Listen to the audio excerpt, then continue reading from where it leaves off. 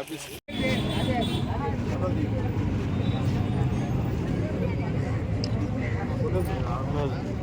ఎవరే ఉన్నాయి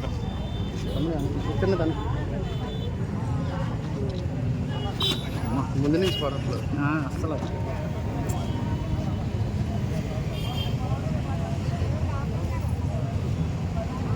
బాబు చిన్నదానికి రావాలి.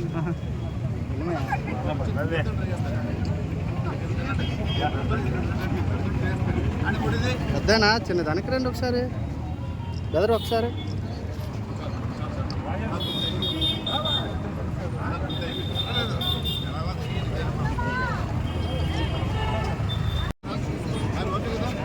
Okay sir.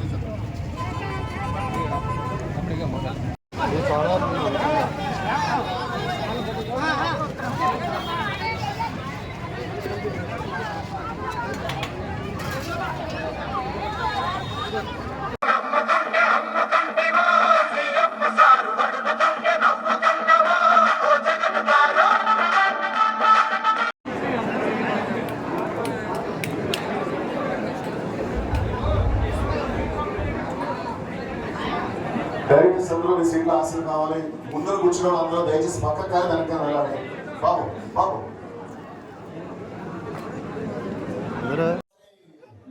ఒకసారి అంటే రిజర్వ్ కావాలి కాదు. ఒకసారి మీరు అంటే మా మీడియా సోదరులు కూడా ఒక మంచి ఫోటోగ్రాఫర్ ఇవ్వాలని అన్నగారు పెద్ద చెప్పారు. వాళ్ళు చెప్పిన దానికి కొంచెం మోతాదు ఎక్కువ చేసి మా తమ్ముడు స్టేషన్ లైక్ పట్టుకుంటాడు. ఒకసారి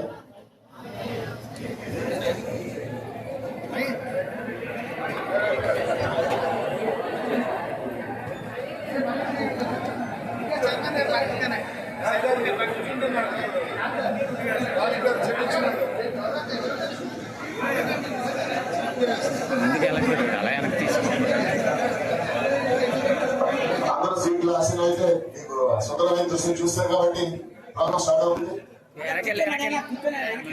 ఈ దృశ్యం ఫోటో బదులే కాదు.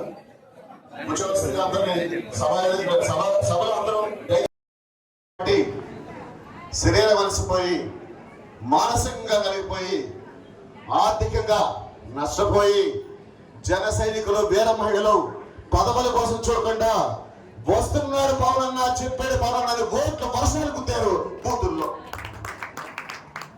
వైసీపీ పోటీ చేసిన చోట ప్రతి బూత్ లో కూడా నాయకుడు చేయగలడం కొత్తలో కానీ పర్వాలేదేమో కానీ ఒక విజన్ ఉన్న నాయకుడు 4 దశాబ్దాల పాటు రాష్ట్రాన్ని ప్రగతి పథంలో నడిపిన నాయకుడు గౌరవ మాన్య శ్రీ ముఖ్యమంత్రి శ్రీ నారా చంద్రబాబు నాయుడు గారిని అన్యాయంగా జైల్లో పెట్టడం అత్యంత దుర్మార్గం అని రాత్రికి రాత్రి 9 గంటలకు హైదరాబాద్ లో బయలుదేరిన మనిషిని ఖమ్మం బార్డర్ లో పవన్ కళ్యాణ్ గారిని ఆపేస్తే ఆ రాత్రి పడింది బేజం కూటమి ప్రభుత్వానికి. ఆ రోజు ఆ మెయిన్ రోడ్డు మీద పడింది బేజం.